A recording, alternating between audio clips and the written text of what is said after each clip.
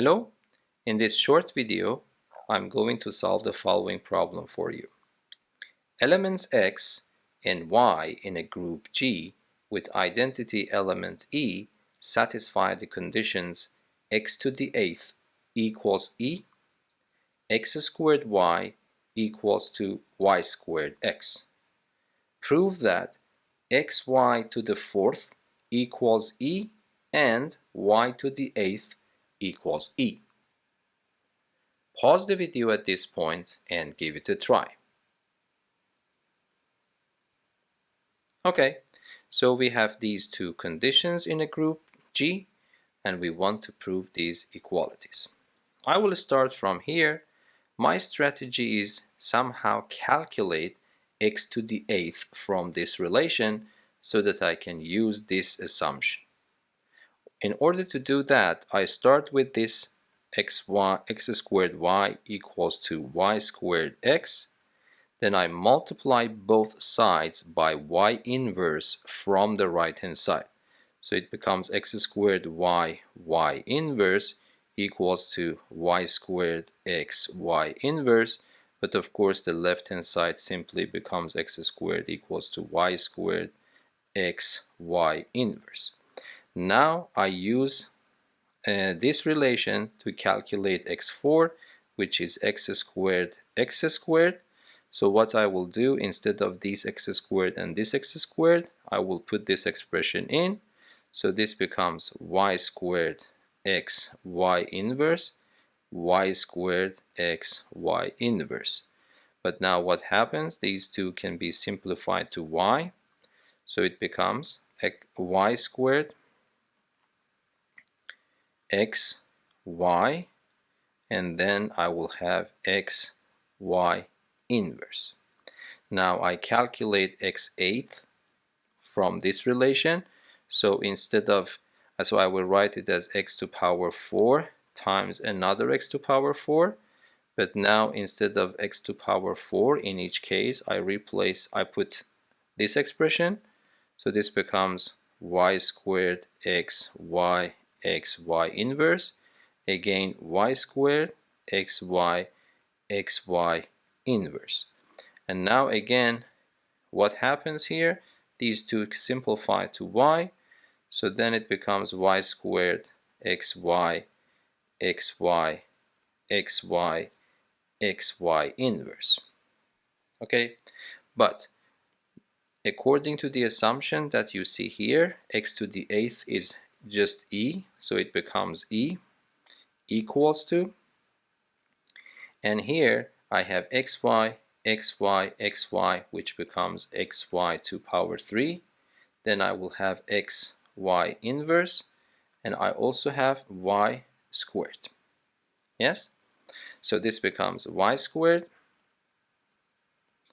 xy to the power of 3 xy inverse. Now I multiply both sides of this relation from the right hand side by y. So the left hand side becomes ey, which is y. The right hand side becomes y squared xy cubed x. Okay, now I multiply both sides of this relation by y. So the left hand side becomes y squared equals to y squared xy to the power of 3 xy. But now this xy to power 3 times another xy becomes xy to power 4. So this means that y squared becomes y squared xy to the power of 4. But by the cancellation law, from the left, y squared is cancelled. The left hand side becomes e. The right hand side becomes xy to the 4th. So this one is proved. Okay. For proving the next one, I more or less use the same idea. So I will start again with x squared y equals to y squared x.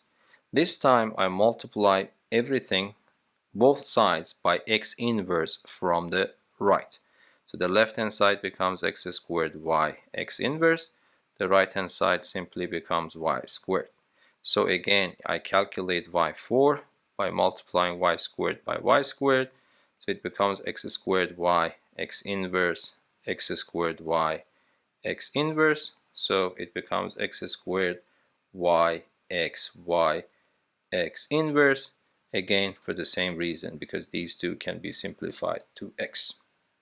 Okay, now again I calculate y to the 8th, so it becomes y4 y4. Instead of y4 for each case, I replace the expression that I just calculated.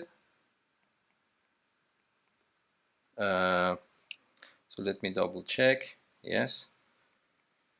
And now this can be simplified to x squared y x y x y x y x inverse. Yes. So this is x squared. So again, for the same reason, you see this simplified to x. So let me double check xy squared xy xy. Yes. So that is correct. Now how many xy's I have here? I can pull one x out, of course. So here I can write it as x, xy, xy, xy, xy, and x inverse. Yes? But now xy, xy, xy, xy becomes xy to the power of 4. And then I have x to the power of minus 1. But we just calculated that xy to the power of 4 is e. So then this also becomes e. So we were able to show that y to the 8th is also equal to e.